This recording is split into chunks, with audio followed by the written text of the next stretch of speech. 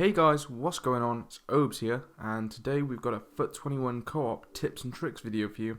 Now, back on FIFA 20, I was hitting Elite pretty often on FUT Champs, but I also spent a lot of time playing co-op seasons, and we won Division 1 quite a few times, so hopefully with that combined knowledge I can help you guys pick up those extra wins in FUT 21 co-op.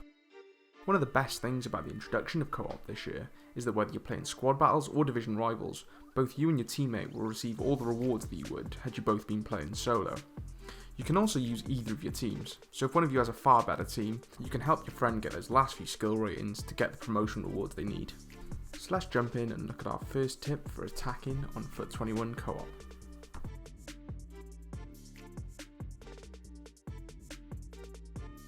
The first thing we're going to talk about is creating space to receive a cross. Crossing is so much better this year compared to FUT 20, and headers and volleys are flying in left, right and centre, so this is the best way to get in position to score from crosses. Essentially the most important part is, as the man off the ball, you need to peel off the back of the defender and head to the back post. As we can see in this clip, Tapai makes the space that gives him the time to take a touch and finish before the defender can get anywhere near him. This is really effective in co-op because the AI defenders simply won't track your run and you'll find yourself in acres of space in time to finish.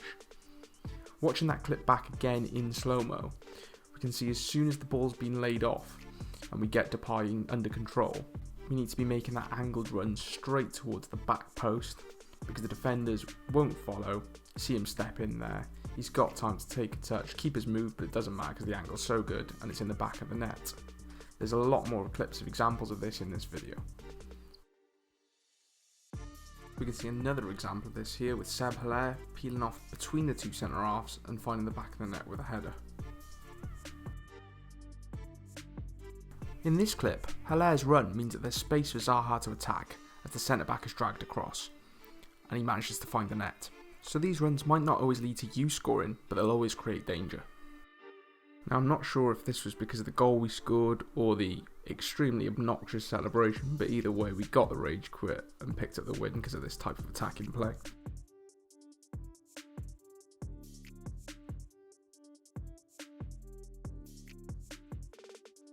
This is another prime example of how pulling off the back of the defender can create space to score. We see Rodrigo just checks his run so he can be found by Pepe, and he has all the time in the world to find the back of the net.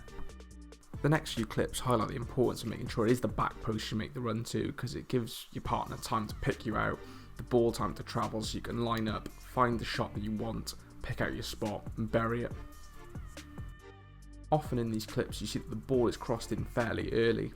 This often catches the back four by surprise and doesn't give them time to get set and mark up the man in the middle, so if the cross is on, fire it in as soon as you can and you'll reap the rewards.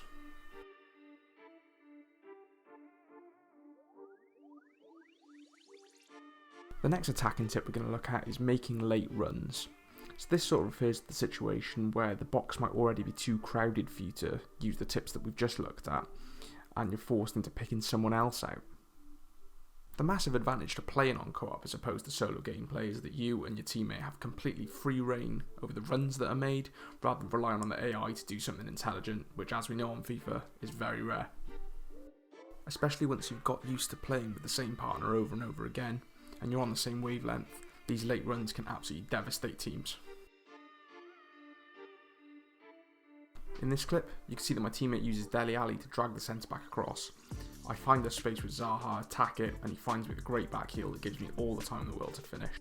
Similarly, this time it's Rodrigo that makes the late run into the box to take up the space where the centre back has been dragged out of.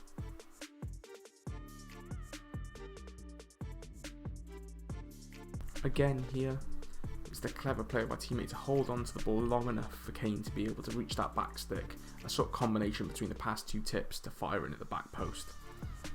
This time we can see that the box is full and the cross isn't a really good option, but Ziyech holds his run, hangs at the edge of the box, Bowen finds him, and he's got time to volley into the back of the net. This is another perfect example of how a run can make space for your teammate, so they're thinking that the sweaty is on. The centre back has to cover it, which gives Promes time to finish. Now moving on to defensive tips, and I'd probably argue that defending in FIFA 21 is far more important than attacking, as we're seeing a lot of high scoring games across the board, and if you can shut up shop at the back, then you'll be absolutely fine with picking up those results that you might not have got otherwise. My first defensive tip, and probably the most important one, is to do your best to slow the game down.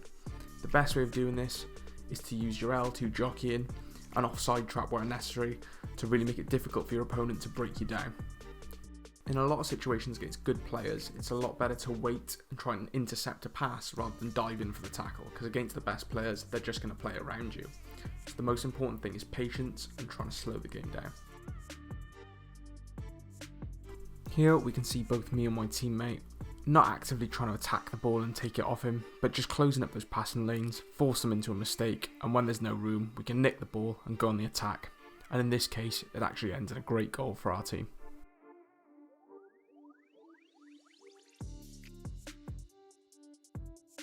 Again here, we're both really patient until the opportunity presents itself to nick that ball back. Teammate gets it. Once again, we're on the break straight away. Good couple of 1-2s and we're in on goal.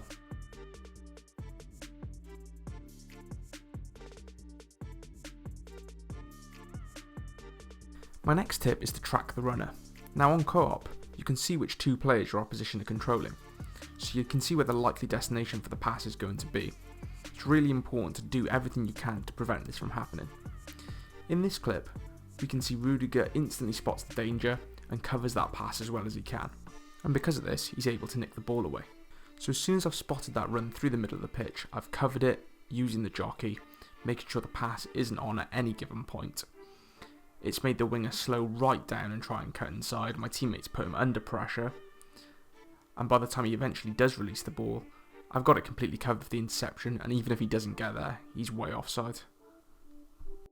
My final defensive tip is one press, one hold. So whenever your opponent is on the attack, you want one of you pressing the ball, trying to win it back, and one of you holding, watching the run or the cross, making sure that that pass is never on.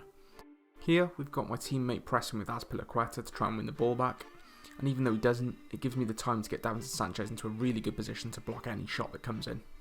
We're instantly back into the same situation, but this time he does win the ball back and can clear. Watch again how as soon as the danger becomes apparent, I move Sanchez into a position where he's between the player and the goal, so he has the best possible chance of blocking any shot that comes in.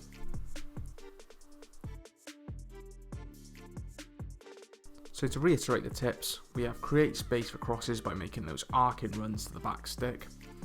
2. Make late runs into the space that's been created by your teammate. 3. In defence, you want to slow the game down as much as possible with jockey and an offside trap.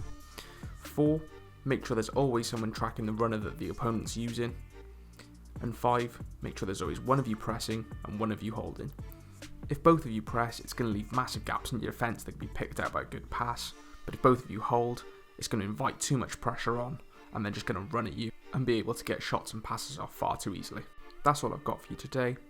Hope you enjoyed the video. Thanks for watching. If you did, please leave a like and think about subscribing to the channel.